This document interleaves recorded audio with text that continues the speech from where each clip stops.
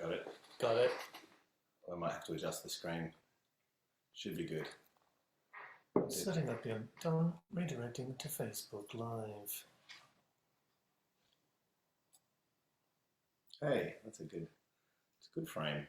Hey. Hey, look at these guys. We're back. Hey, Stu's wearing sunnies. Yeah. Joel's got spectacles on. And I can't see a thing. We probably need to wait a second before anyone actually logs on. We are on. But is anybody else on? That is the question. Who knows? I might look it up on my phone. Why don't I do that? In the meantime, welcome. Hello, ladies and gentlemen, and a Merry Christmas to you. This is our Eskimo Joe Best of Christmas special, where we are going to answer your final questions for 2021. And your final questions. Yeah, that's it. Of all time. After this, it's all over. There's no more questions. That's it. We're done forever. No more questions. But we are here celebrating the release of our best of, which is pretty exciting because just to have enough songs to make it onto a best of. For some reason, every time we do a gig, it's like the gig will be like an hour and 20 minutes, and we're always like, how are we going to play for an hour and 20 minutes? What are we going to play? Well, apparently we do have lots of songs, and we have evidence now because they're all on a record and actually on a piece of vinyl. So thank you for all those people who actually went out and bought the vinyl, even if you don't have a record player, because I think that's just cooler than streaming it. But thank you to all these people who streamed it as well, because that is also good. And thank you to Cooper being the first on the comments. Good old Coops the dude. Never doubted it. Possibly the only person here. So just us and Cooper. But yeah, if you get any questions, just have at it. Let us know your thoughts. Are you seriously going to wear glasses? Yeah, but then they're prescription. I didn't bring my other ones, and otherwise my eyes get really tired. Joel's got some. Yeah. No, plus it's rock and roll. So yeah, maybe we'll just start by filling you guys in on where we're at. What do you reckon, Jolsey? Yeah, we're just in front of some books talking about our greatest hits record, or best of, whichever you like to call it. Which when did that come out? On Monday? Yeah, this week. I think best of is probably greatest hits is probably a more accurate description Than the one than that's the best on the cover. of. Yeah, exactly. Don't know how that gets. Anyway, it's a compilation of hits. songs that you probably heard growing up, going to the supermarket. You know, like everywhere. They're ubiquitous songs. Question, Joel. Why didn't we put Liar on there? Was that because that was a single? It's a good question, Cav. Probably should have asked it's probably that not a year ago. one of our best of. Right. I think it's one of our best of. Definitely. Yeah. I think it's the best. I remember playing that for Ed Buller, who produced our first album, Girl, and playing it for him we set up in this jam room, these studios called the Bakehouse in Melbourne, and they're really cool rehearsal rooms. We set up with this English guy called Ed Buller, who was producing our record, and Liar was definitely one of the songs that we were like, we're really proud of this song. And we didn't have a chorus though. We had the song and we were playing it, and then we just had this bit, and we thought every song was brilliant and finished, but he was just like, bored, you're boring me. And I remember we had to come up with the chorus when we were in the jam room. Yeah. Do you remember that? We actually came up with that chorus. I think it was in the hotel down in Windsor. That's right. Yeah, and I think you played a bum chord or I played a bum chord, and it was like, no, that's the chord. Yes. Yeah. So the wrong chords can be the right chords. Exactly. It was a serendipitous moment. Oh, Kath and Lockie. Hi, Kath and Lockie, who work in our office. Magnificent manager, Catherine Harrity. Shout out to you. And Lockie McQueen, who's in the office at the moment. We do have some questions already. Okay. Stacey Taylor, thank you for joining us, Stacey.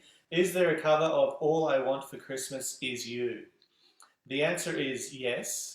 Happening tonight? No. Probably not. But they're interesting chords, I must admit. It's a pretty well written song. Okay. Yeah. You've told me. Yeah. You're just a big fan Everyone's of got that. Love Actually, are you? Yeah. It's on the playlist. Favourite Christmas movie, Stu? Love Actually, definitely. Oh, Die Hard. Die Hard. Yeah. Love Actually. I would say actually The Nightmare Before Christmas Really? is the best. I think Home Alone's a good one. Ooh. Die Hard. Yeah.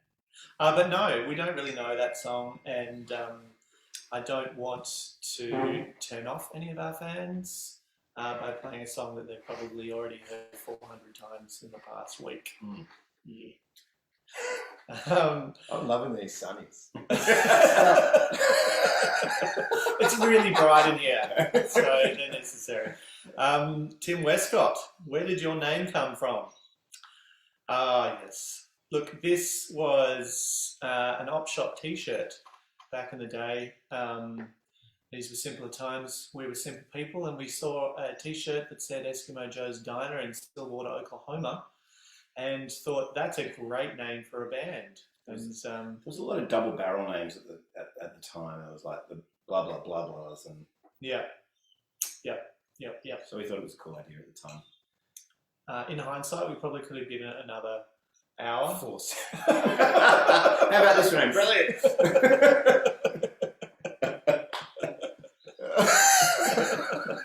Here we are, 24 years later. The rest, as they say, is history. Kelly Robinson, do you guys have a favourite of your own? I'm assuming that's songs. We'll start with you, Josie. What's your favourite Eskimo Joe song? I think it's From the Sea. Yeah. It's classic Eskies. It's got all the things that make us great, if we're great. But it's when we're great. But I think that song's really good. Yeah, I do like that song. It's probably our best. I think my one little unsung hero for me is the last Beacon Light off the last song off the last album we wrote. I think that's just got a really cool vibe we managed to tap into, and Burke Reed, our producer, brought some amazing stuff to the table with that album and with that song in particular. I love that one. It's a tough question. Which one of your babies do you love the most? We're not going to kill all the other songs. No, but it depends what day of the week it is. Yeah. Whether they've helped out with the dishes. It's true. It's true. If they're going through puberty. I think, I really like Liar just because, often my attachment to songs that we've written is based on, moments where we've had these kind of leap forwards as a band, and I feel like Liar was one of those moments where we were kind of jamming, and often it's not like you don't have like a preconceived idea of we're going to make this great leap forward. It just kind of serendipitously happens, and Liar was one of those moments for us, and I think we worked hard, and the song, it definitely stood out on that record as being like a really special one. I don't know why I keep going about Liar, because it's not on the best of.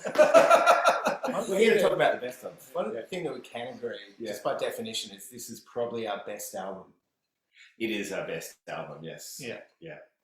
So go out and buy one. Buy one, definitely. It's our Buy best. 10. For Because Christmas. they make Our great best Christmas album. presents. It's the best Christmas album we've ever released.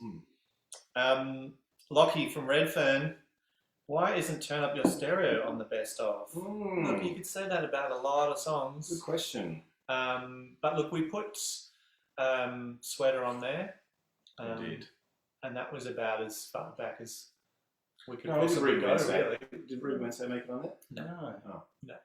So no EPs apart from Sweater. I think Sweater really represented the EP era. Should have been a double up. We've done our homework. Yeah.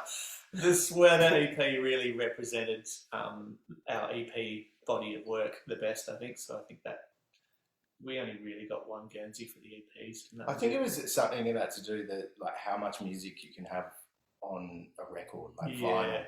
Otherwise, So we had to be a double bit record. brutal with the chopping. We wanted to Say Something on it because it's nice to put a brand new song on there. Yeah.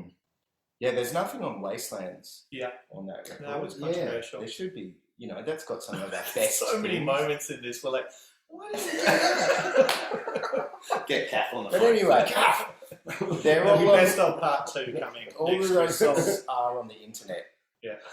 so you can track them down. make your own best of. You can. That is the beauty of playlists. And the EPs are on Spotify now, which is good. Oh, there you go. Yeah. That's what this is all about. We probably should have left Rubber off the EPs when we reissued them. I think that was one of those moments where we're like, oh, in hindsight, we probably could have pretended this song didn't exist. Yeah, that was no good song. Ben Sinclair, Do you remember coming to Ballarat, Victoria? Yes, we've been to Ballarat many times. Love Ballarat. It does get a bit chilly at times. Why not?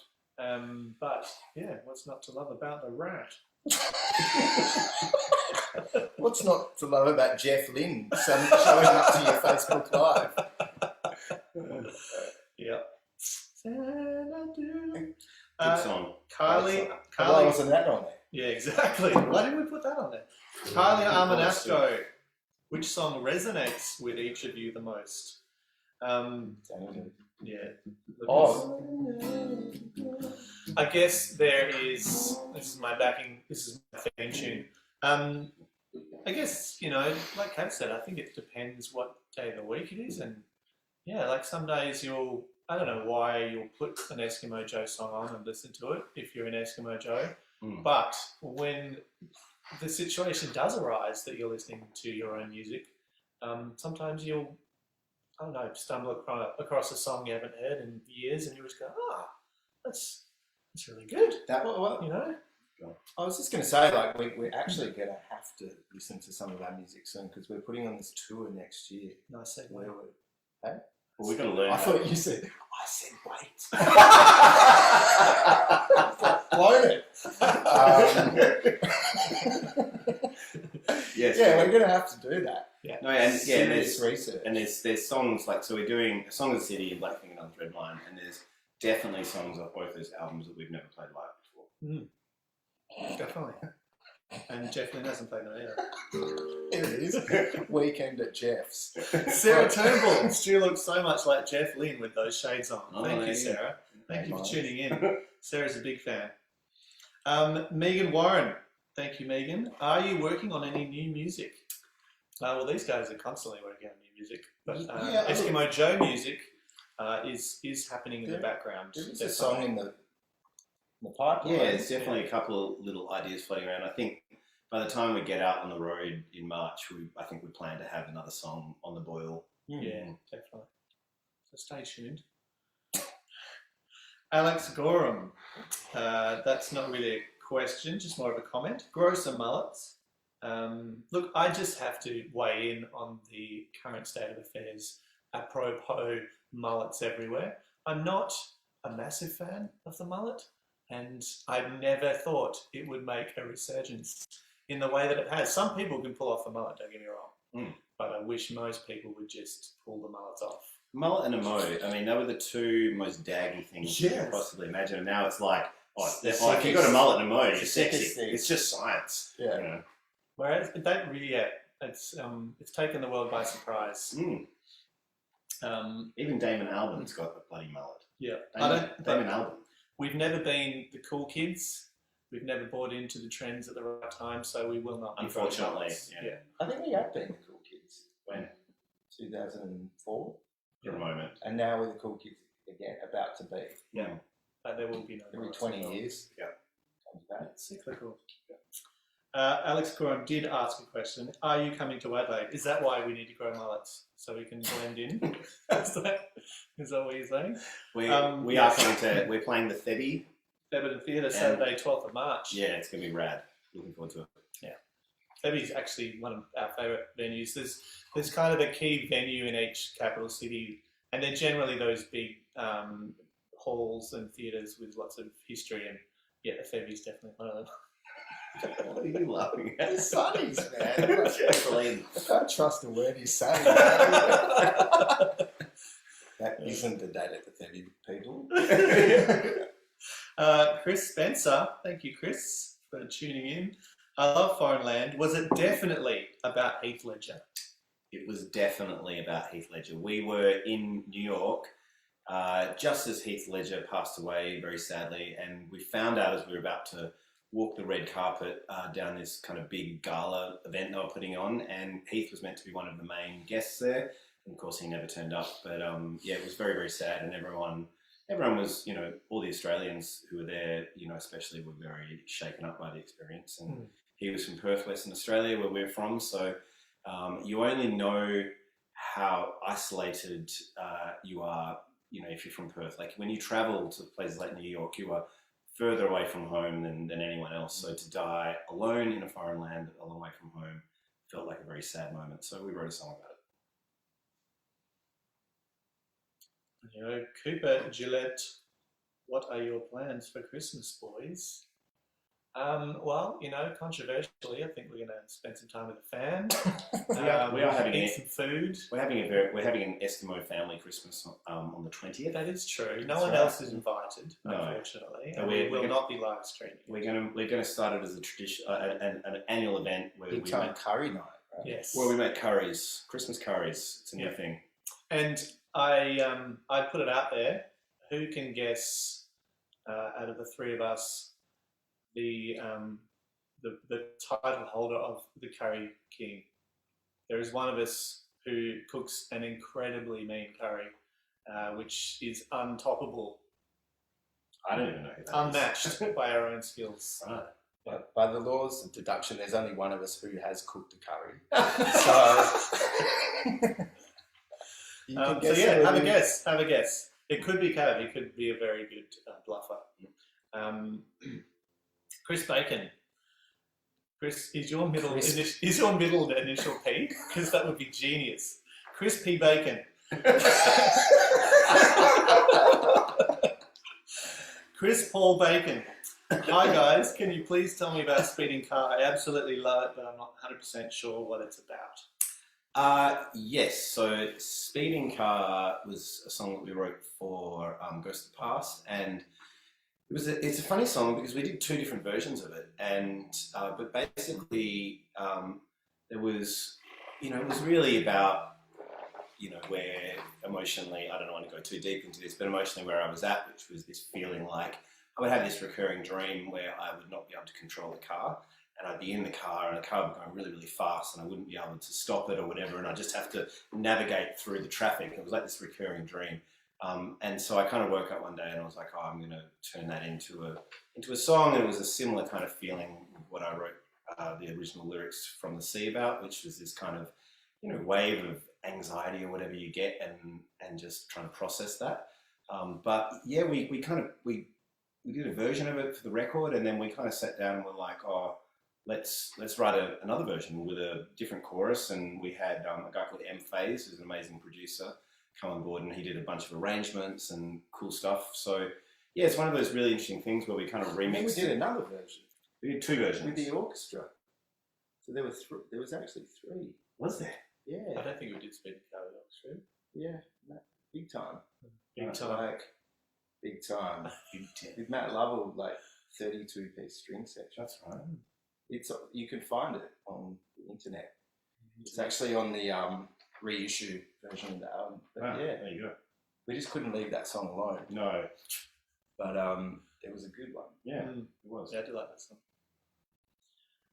Jesse Brewer, welcome to the Christmas party. Jesse, come back and do another show at Manning Park like a few years ago.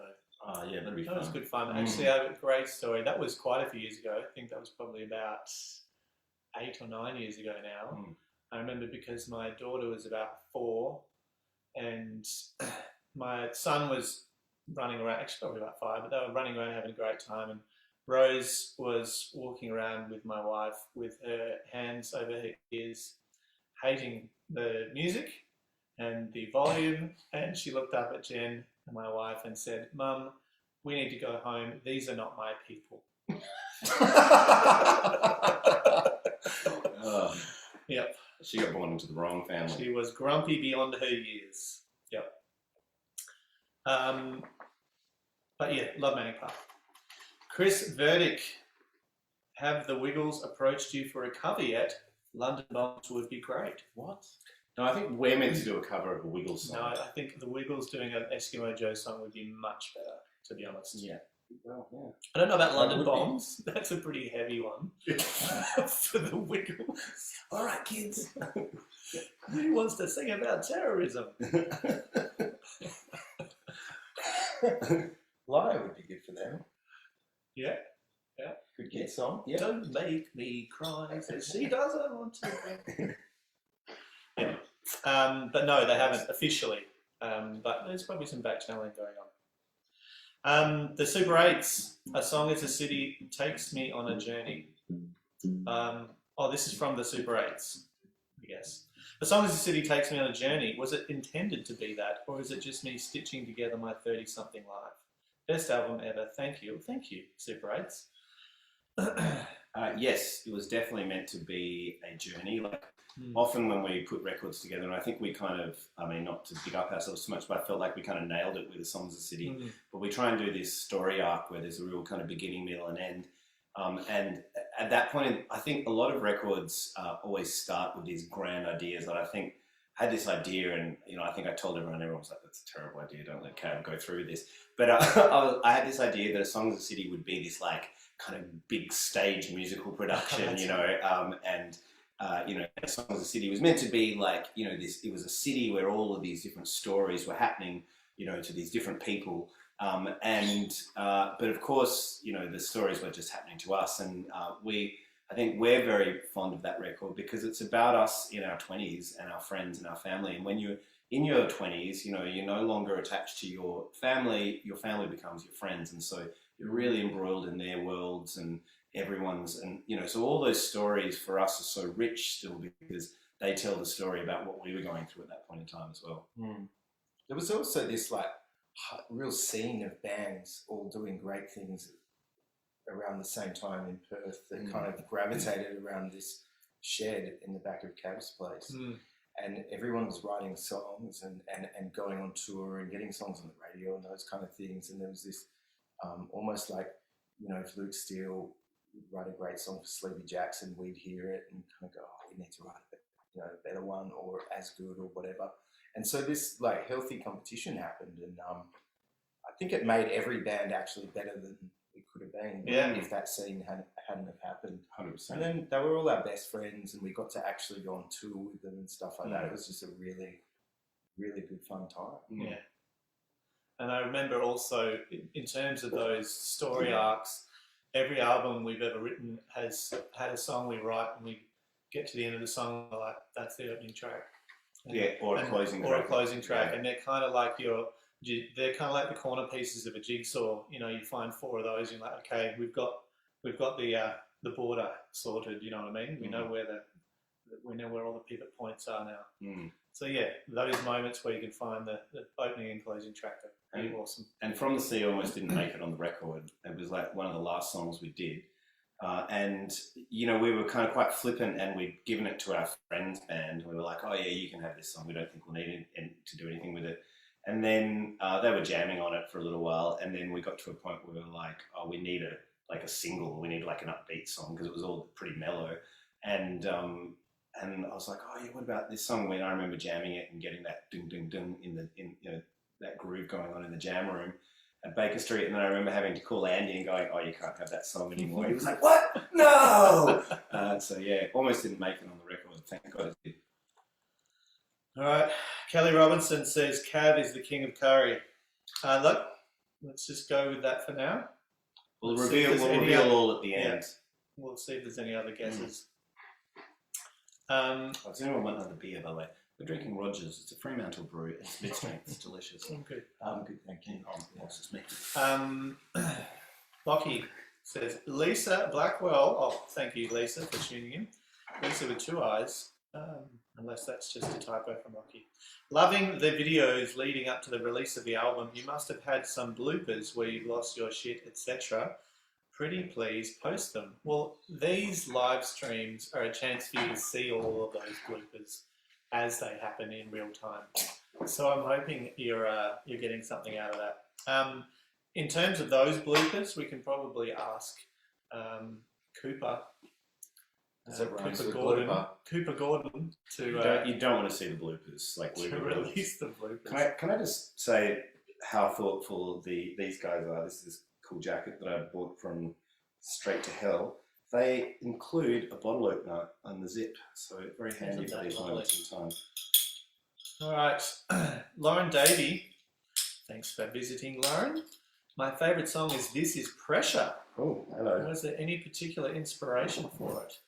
Well, I think Rogers is a good inspiration. Rogers was a very good inspiration. No, in all honesty, it was. And a stormy, dark and stormy evening as well. Let me paint the picture for you. It was a dark and stormy night. We set up at the jam room that we had at the time and put microphones and everything, so it was all ready for a live recording. And we invited a couple of our friends over. We had Rodney Aravena, who I shared the house with at Baker Street. He was in End of Fashion. He was in End of Fashion, was in Sleepy's for a while. Then we had Matt Checker, who was the drummer in Little Birdie, now the tour manager for Tame Impala. Yes. We had our good mate Steve Parkin there as well, who we wrote a lot of songs with. The greatest unsung hero of WA music. And yeah, we kind of just pressed record and started to jam on this song, and a lot of the lyrics and moments just kind of came out of these, like, I don't know, these just kind of spontaneous inspiration, which is not really how we write generally. But by the end of the night, we had the song and we had the groove. Rodney kind of had that bass groove, and Jack was on the drums doing his thing, and yeah, we had this song, and yeah, it was great. It was really like that song. One of the interesting things about recording that song is you'd think just a little 16th on the guitar would be pretty easy. But it's actually really, really difficult to play really solid. But yeah, that's probably pretty uninteresting to most of you. Kira Kezia, Stu, are you considering donating that Mo to Cav for next year's Movember? It's spectacular. Which Mo? This one? Oh yeah, Yeah. Let's see. The screen makes it look like you've mainly got a Mo going on. That's true. Yeah. Yeah, look, I don't know if Cav is in need of a Mo as much as other people on the street that I've seen. Yeah.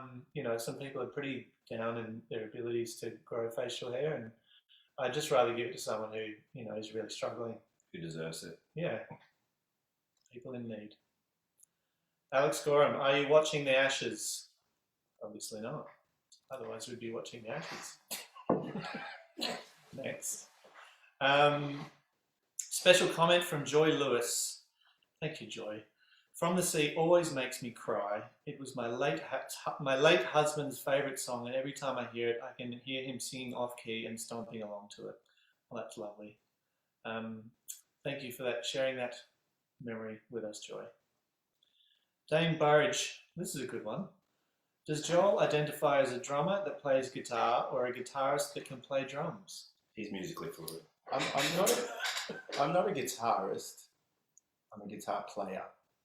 Because if I call myself a guitarist, that would imply that I can play guitar well. So, you know, I'm a guitar player and I play the drums as well. But, you know, probably if I was standing side of stage at a gig and Darren Reed from Darren Reed and the Soul City Groove said, get up on stage and choose your instrument, I'd probably choose drums. Because it's just like, it's so easy. But do love playing guitar. Setting up a drum kit is prohibitive, but you know, yeah, I'd say probably drums actually. Yeah. Cool. Identify as a drummer. Well, one thing we loved about Joel's drumming was that he played drums like a songwriter rather than a drummer. A lot of drummers would come into a songwriting session or a jam session and figure out the tempo and just start playing what they play. Whereas from my perspective, it felt like Joel would listen to the song a lot first before anything happened and play riffs off of riffs so that there was a lot of interplay between you. Yeah, thanks, mate. Yeah, we're very influenced by the Beatles, who are very song orientated, and I think Ringo's a rad drummer. He got lots of stick for, no pun intended, for years for being like a bit too simplistic, but he was just had such a cool feel. And I find, and so I would say we identify as that kind of band, but the most interesting about Ringo is he would never play the same fill twice. He always had to feel the music. He actually wasn't a parts player. He wasn't like, oh, okay, I'm going to play this part, which is what you do so well, Joel. You're like, you approach drums in the same way that you approach anything, which is like, I'm playing a part that suits the music. Whereas Ringo would just be like, yes, and feel it. And interesting. All right. Okay, Lisa says it wasn't a typo. She does have two eyes in her name, Lisa. So there you go. It's Danish. Kelly Robinson, welcome back, Kelly. Do you have a favourite 80s band? That's a really hard one. Eurythmics, Police. Yeah, Police is a big one. For us, that was one of the kind of core bands that we could all agree on in the tour bus early on. Pixies. Pixies were technically an 80s band. Yeah. In Excess. They were great. Yeah. I love Paul Simon's Graceland, which is a 80s album. Absolute I don't know if he's classic. an 80s artist, but yeah. Yeah. So many. Mm.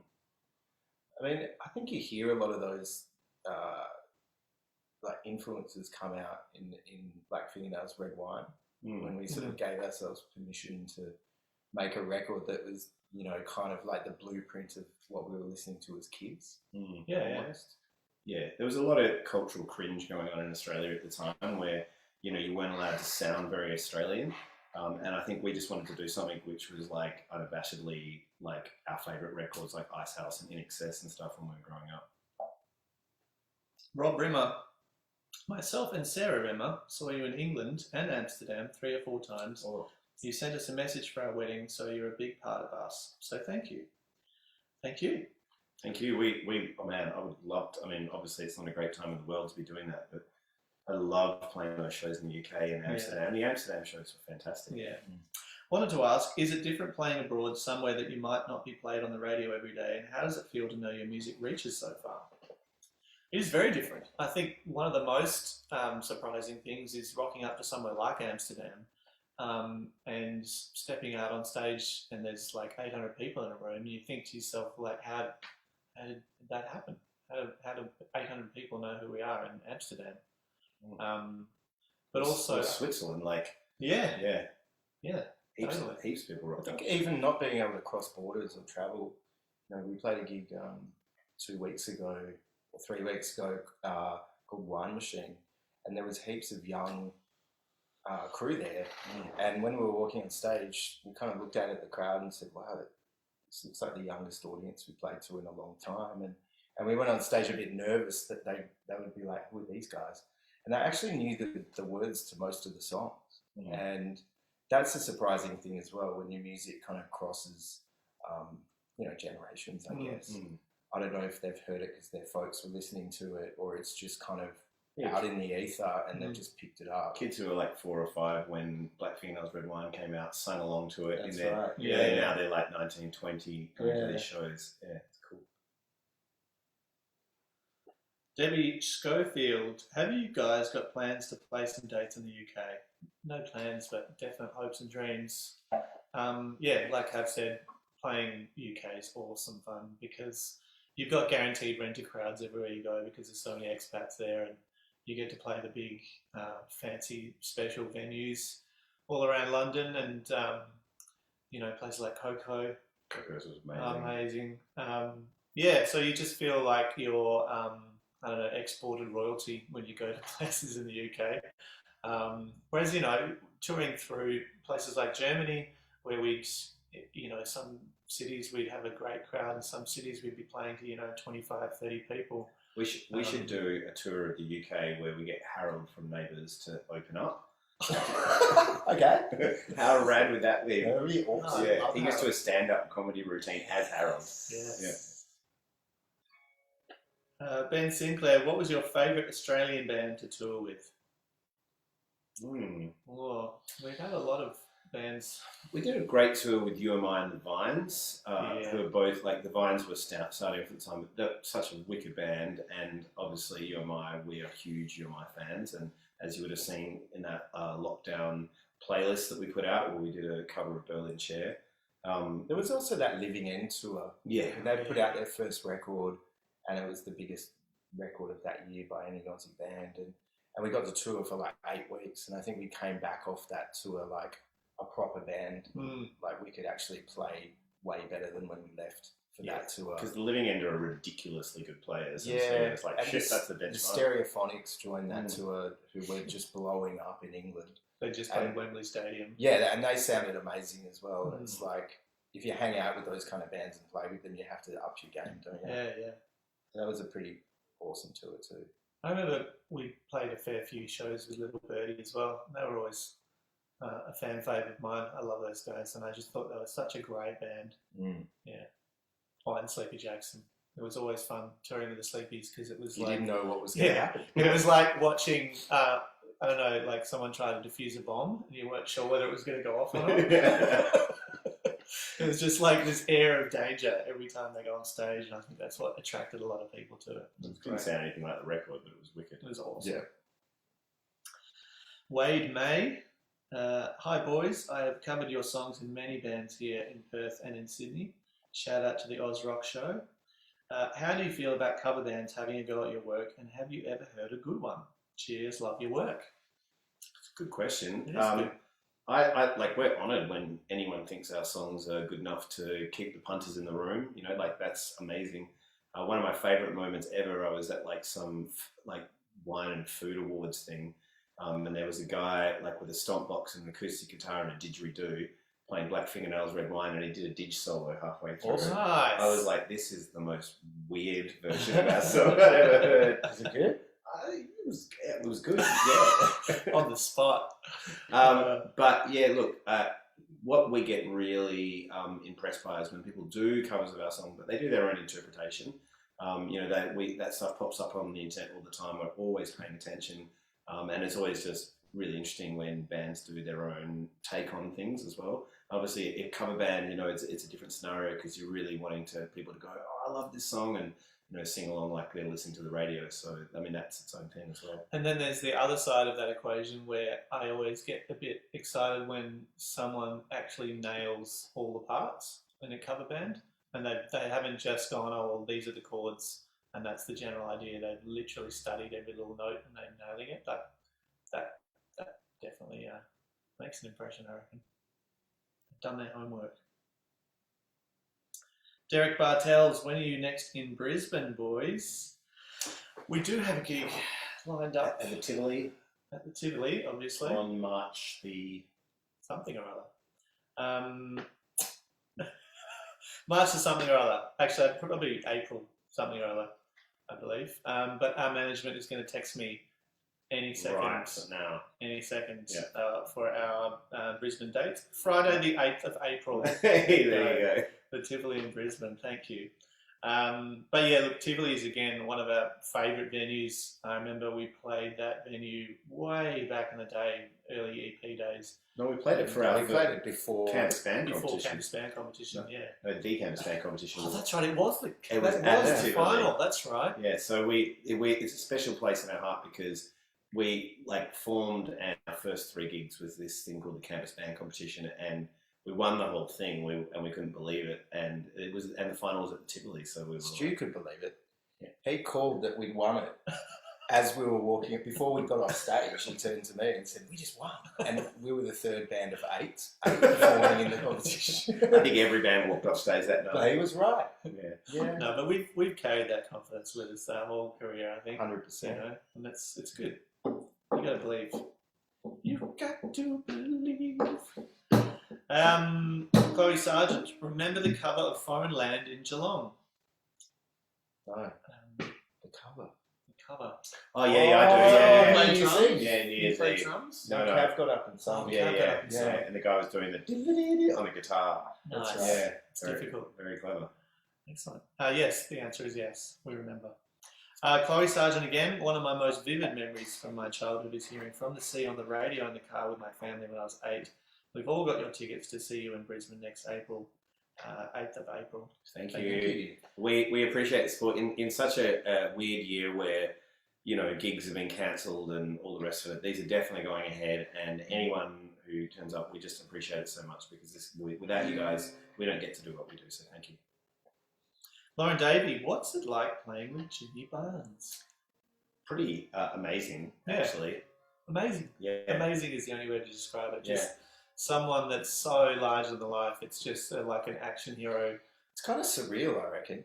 Especially when you see him backstage and he has a chat with you, because that voice is just burnt on your brain, and his face is burnt on your brain as well from just growing up in this country. So if he taps you on the shoulder and you turn around, you're like, icon! You know? So it's pretty amazing. Yeah. Even to have a chat with him, it's like, this is so great. You know, a legend.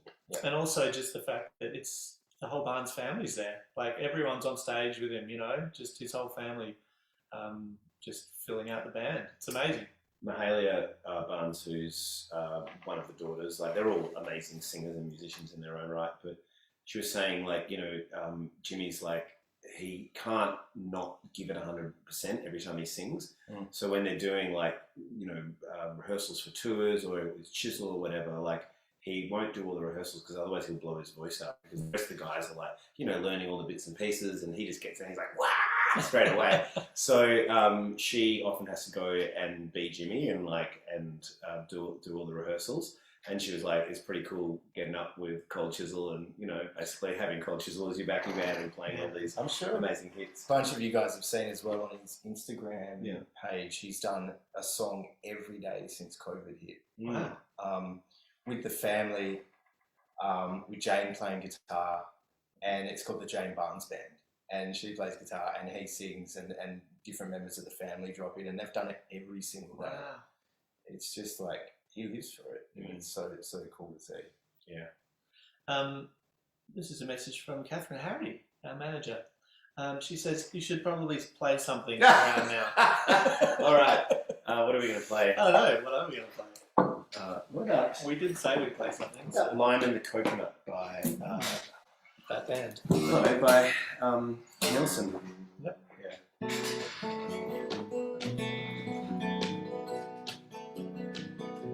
Take it away, Stu.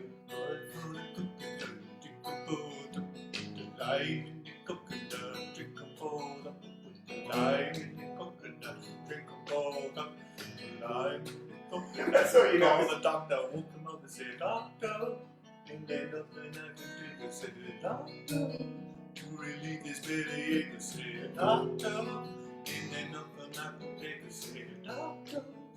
That's bad enough for that. Yeah, I reckon Yes. Kath was, I can hear Kath's nose twitching. Something. And a long-suffering manager just had a small So outburst. you play guitar. You better. So this, we're listening through the tiny little laptop mic we've got here. So apologies if Hopefully it sounds alright. Yeah, if it sounds terrible, then it is what it is. But what should we sing? Any requests, guys? That's dangerous. This is Gold Stew.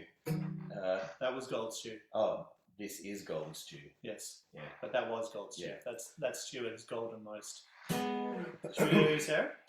Sure.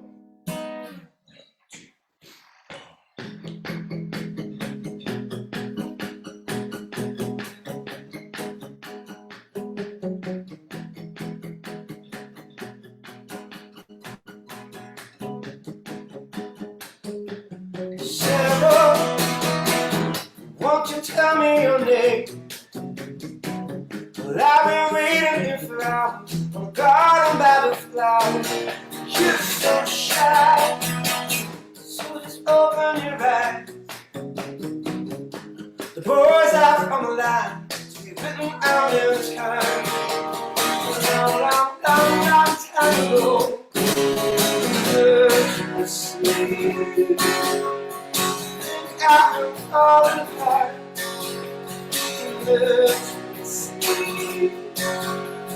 Think I'm losing the fight. I don't know if I can do it. I don't know if I can try. I don't know if that's the reason I lie.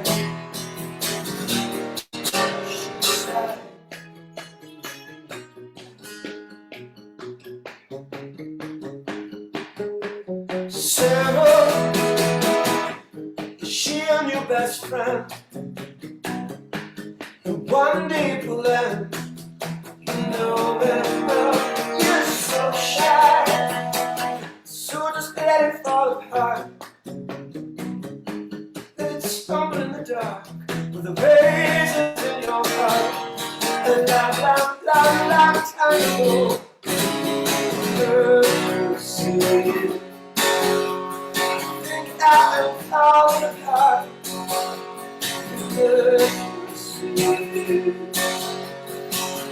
I'm losing the fight.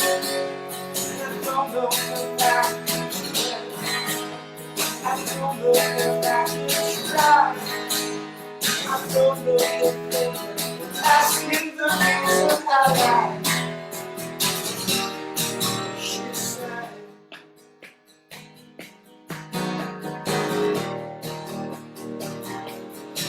she said,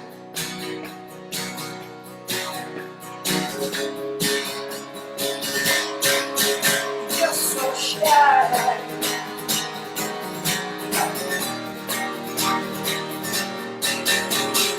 But you see,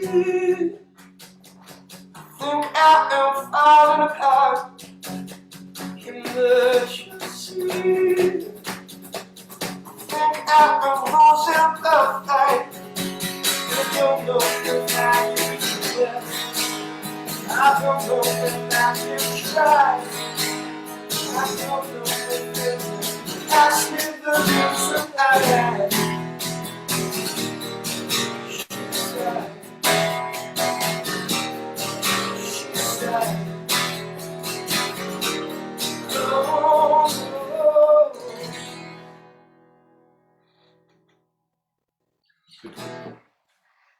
Awesome. That was sick. There you go. Obligations done. Michael Erasmus says, "Hey guys, I'm loving the lockdown undercovers. My question is, what was the inspiration for 99 Ways?" Thank you for the question. Inspiration for 99 Ways. Well, I mean, songs take on a whole life of their own, but the original lyrical inspiration was a myth, for the Eskimos or Inuits, depending on what area you come from. And they have this amazing myth, which is that basically the medicine man, the person who is like the doctor, who's like the psychologist, will fix a broken leg, the healer of the group, to become the healer, to become the medicine man, you have to go down into the underworld where 99 demons will pull your body into 99 parts and then put you back together again. And it's this amazing idea that, the mythology is like, there's these 99 problems, 99 ailments of humanity. And once you know them, you're able to heal someone with them. And it also plays into this whole idea of like, that once you go through that, you realize the demons aren't outside of you, they're inside of you. And anyway, I thought it was very cool. Yeah. Nick Westerside says, would you guys ever record a Christmas song, an Aussie Christmas song? Maybe. I wrote a Christmas song for my solo album called Christmas Lights. So you can go check that out if you like. Yeah. Whether Eskimo Joe ever do it, I never say never, I say. Well, I mean, Eskimo Joe have written a number of comedy songs. They've just never seen the light of day. And Comedy and Christmas. They have. Yeah. Sweater. That's true. Yeah. But yes, who knows? Never say never. Chris Verdick, how do you feel these days when you hear your songs on the radio? Is it still a thrill? Yeah, definitely. It is definitely a thrill, but if it's like 5:30 and you just run to the supermarket in your like thongs and pajamas or whatever to get exposed, to get yourself a can of tomatoes for dinner. But that's your undercover boss moment. But then it starts playing in the hallways, and you just have this like. I have this moment of like, as I'm walking the aisles of dread, and I'm like, what if someone recognizes me? But I think it's an honor. Like, I feel like once you make it into the supermarkets, you've really made it. So yeah. Lockie just has a question for you, Kev. Lockie's our office administrator manager, I guess. Yeah. Has Kev read all those books behind you guys? I've read a lot of them. Yes, I have. There's some that I got halfway through. Very rarely I'll get halfway through a book and be like, I don't have the time in the day for this. But and some of them are kids' books, like Gangster Granny. Can't say I've read that one. That's a shame. But yes, I would say most of them, yes. Rebecca Moore, who is support? We need some more guesses on the Curry King, by the way. We've only got one so far. Rebecca Moore says, who is supporting you in your upcoming tour? That is a very good question. We're throwing names around. Should we just come out and say it? It's the Wiggles. It is the Wiggles. That would be sick. Yeah. I should probably sell a bit more tickets. Hey, we were in the charts for longer than they've ever been in the charts. That is true. That is true. I But they did- have way more Lamborghinis. I had I did a not Rock Wheels. What's it called? You were on it. Spicks and Specs. Sticks and Specs. I did a Sticks and Specs reunion special, and there was like myself, Ella from Killing Heidi. There was, a bunch of other bands, and one of the members of the Wiggles, and they were like, the contestants had to put us in a line to see who stayed in the charts for longest, Oh, and everyone put the Wiggles at the start. It was Eskimo Joe. yes. I love that. Mm. Isabella Shep says, do you remember playing at Latrobe Uni and then going on recovery? I hung out with you guys back then and you were all lovely. Oh, that's nice. You boys have come a long way since then. Thank you, Isabella. Yeah, Latrobe Uni? Yeah, we used to do these amazing shows where we'd play like a gig during the day at like a uni campus, and then play a gig that night, and that was amazing is a heavy descriptor for well, what no, it actually was transpired. for touring bands. Like when you get paid $300 a gig, Yeah. And you get to do that twice a day. Like you almost make enough money to make it work. Yeah. But back in the day, uni, all those different clubs and guilds, unions were all compulsory, so you had to pay a certain amount of money, and that money went to paying bands playing at the taverns, and that doesn't exist anymore, unfortunately. And so, yeah, it's a real shame. Those were the times. Chris Spencer, as a huge Frio Dockers fan, go Chris. I loved your version of the club song you recorded a few years ago. Do you guys manage to get along to many games these days? Yeah, definitely. Go to every game I can. If I'm here, then I'm there every time. Awesome. Yeah, it's good stuff. Cooper says, I'll say Stu's the curry king. Ha ha. All right, we've got one for Cav, one for me. Any takers on Jolsey? Look at that knowing look on his face. Yeah, he knows something we don't. Lockie, another comment. Maybe another tune and then wrap up. Oh, So, okay. Fair enough. All right, we've got outstanding. Welcome. We're going to play one more tune. We're going to play one more tune, and then we're going to reveal who is the Curry King. Yeah. So get your votes in now, or forever hold your poppadom. What do you want to play, chaps? I don't know. Want to play Foreign Land? Yeah? Sure. Go out with a bang. Sure. Sweet.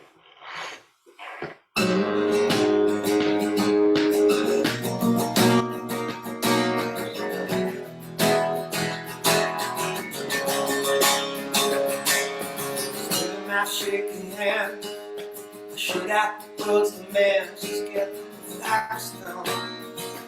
Understand, this is a foreign land.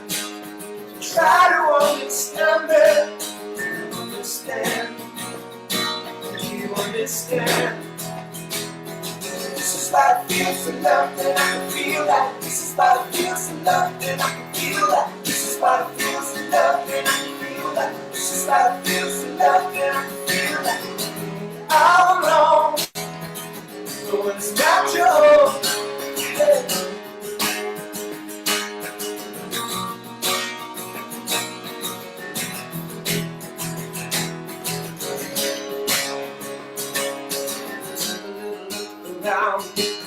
nothing as it hits the ground.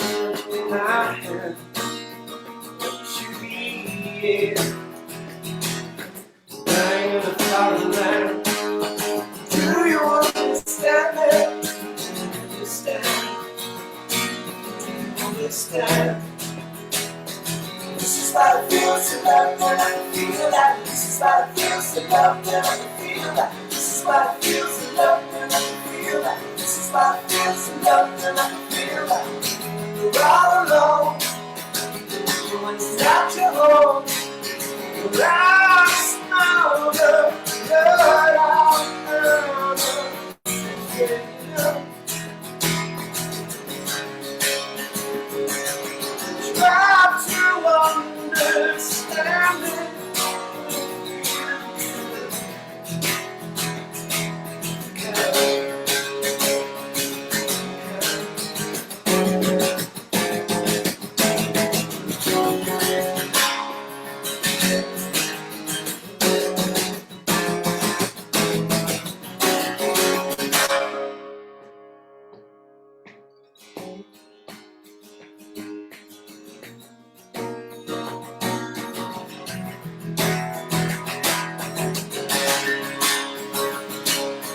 This is what it feels to love that I can feel like. This is what it feels to love that I can feel like. This is what we're all alone and I feel like. This is what it's got to go and I feel like. I just know the blood out of take me up.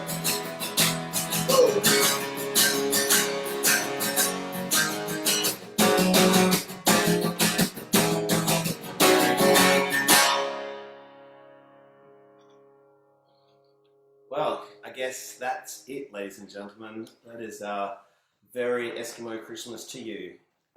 Thank you very much for listening and hanging out. We look forward to actually getting out there on the road and playing some shows next year. So thank you to everyone who's bought tickets to the gig. Thank you for everyone who's bought a record. And thank you to everyone who has supported us after many, many years of still being a band. So we appreciate it. Thank you very much. Have a great holiday season. And just to finish off, Lauren Davey and Rebecca Moore, you are the winners of the Curry King competition. It is Joel. Thank you. Joel is the Curry King. All right. Good night, Australia.